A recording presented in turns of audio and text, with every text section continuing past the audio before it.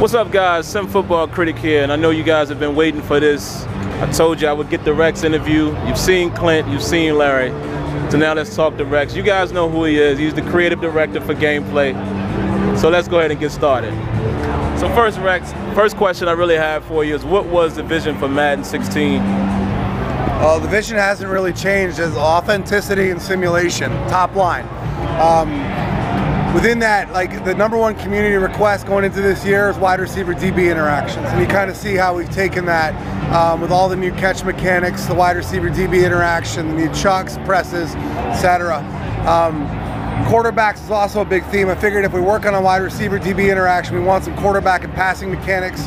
And one thing we couldn't stand is the look of the back shoulder rollout when he'd look at the back end zone. Exactly. It's just one of those things is like, every time you see it, you feel like it's inexcusable. It's got no place being in the game.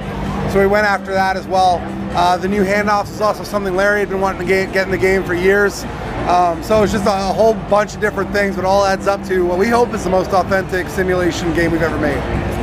Definitely, I think so. Now, could you talk to them a little bit about, of course I know, but what exactly have you done to the organic tackling and the physics aspect of the game? Okay, I'll get into a little bit of detail with you. The system is actually 2 hybrid pieces of technology, and it's kind of interesting the way it happened. We took 2 different approaches to gang tackling. One was to do more of a pre-canned scripted thing, which I know you guys don't love, but you'll understand the motivation in a second. The other one was a dynamic procedural physics-based system. We weren't sure which one was going to work out, so we figured we're going to place chips on both these bets and see what happens. So the scripted system, actually let's start with the physics-based organic system. Last year we had organic falls, meaning that when a tackle was happening, defender, everyone would fall down in the same direction. What we were missing was that the feel of the defender like grabbing on and pulling down. Right. So we wrote a system called IK Attach, which allows defenders to kind of like magnetize their arms to a ball carrier's body. And I heard someone post an article today about multiple attach points. There are no attach points on the ball carrier. The defender can literally attach to any part of their body that he touches. It's not like based on like only specific parts. Once an attach happens, the pile starts to go down. Right. So it's still going to do an organic fall once people start attaching, but multiple defenders can add on. So as before, you'd have like one started to fall, another defender would come in and go flipping over them and trip, play a stumble. Now he can just attach and fall with the pile. And all that is affected by speed, momentum, weight, etc.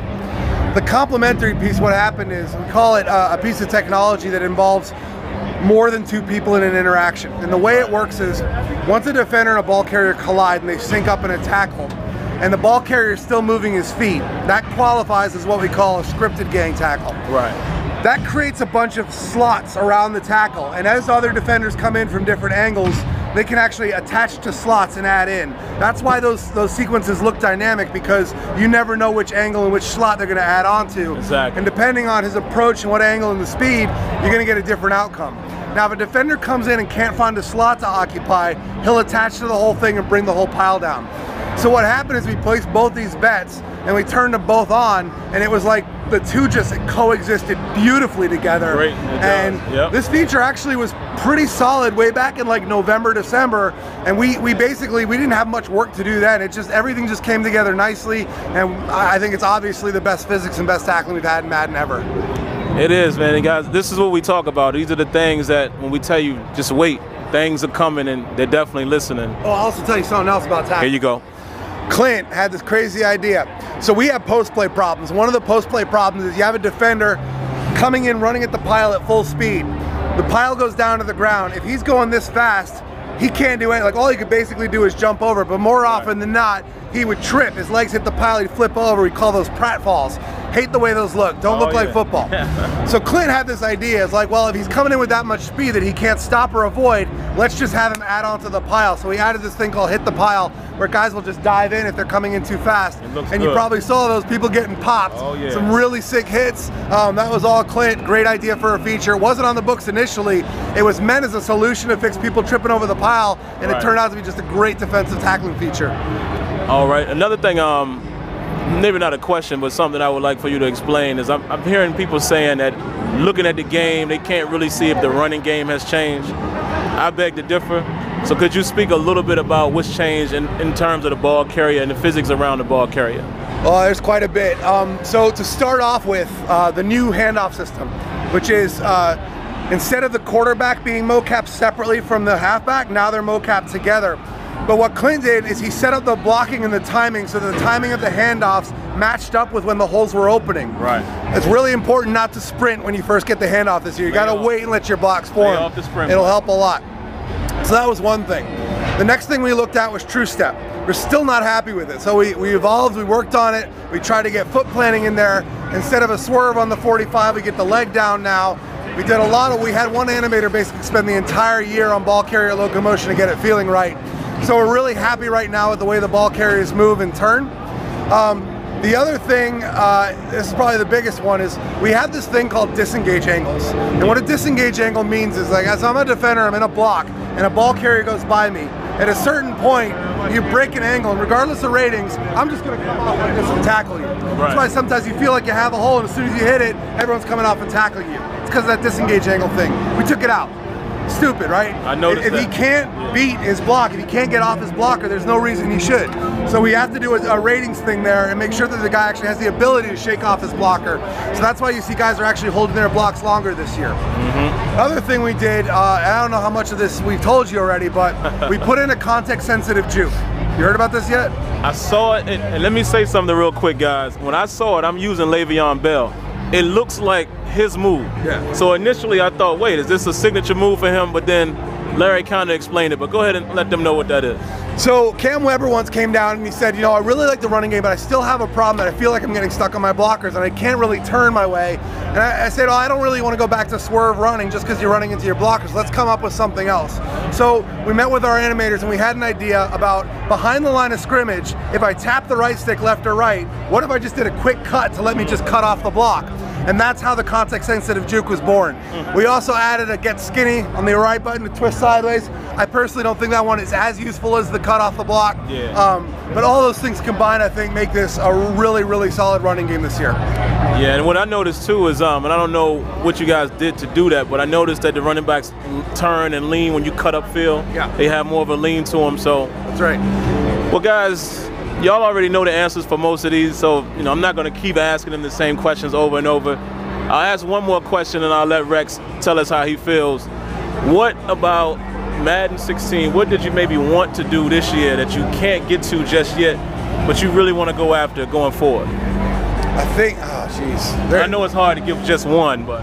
Yeah, there's a lot of things I'd like to get to. I think one of the big things this year, it was a miss for us, was the whole idea of a best on best package. That I could put my elite corner on your elite wide receiver and just have that throughout the day. The alignment system, defensive alignment system in Madden is pretty complicated. So while the idea of that is pretty simple, the implementation became very complicated. And when you think about people flipping plays and base aligning, the AI to make one corner stick with one receiver, very tough thing to do. Right. We're still looking into it. We'd really like to get it in. But right now we're kind of running out of time on that idea. But it's something we're definitely going to go after next year if we don't get it in this year. All right, and the last thing I'll let Rex do is just clean up the misconception of guys thinking that you guys are just totally satisfied with the game where it is and you don't ever want to do anything else to improve it. I mean, I've never been satisfied my whole life, man. You know, we're competitors and we want to be great. And, you know, Madden's the last year is about 80, 81. Yeah. That's not good enough, bro, you know? It's like this game, especially because we have the exclusive license, we need to be a 90. And there's no excuse for us not to be a 90. And I could say, like, yeah, well, I've only been here 3 years, but that's an excuse too. Like, there's no excuse that Madden isn't right up there with FIFA in the 90s, high 80s, and we need to get there. And honestly, even once we get there, we're not going to rest because we got a million ideas of things we want to do after we nail the core. So I think next year, this year, we're really close to nailing the core, and then we can start going after the real fun stuff like dynamic weather and all these other things that aren't core, but we really want to get to. All right, guys, so translation.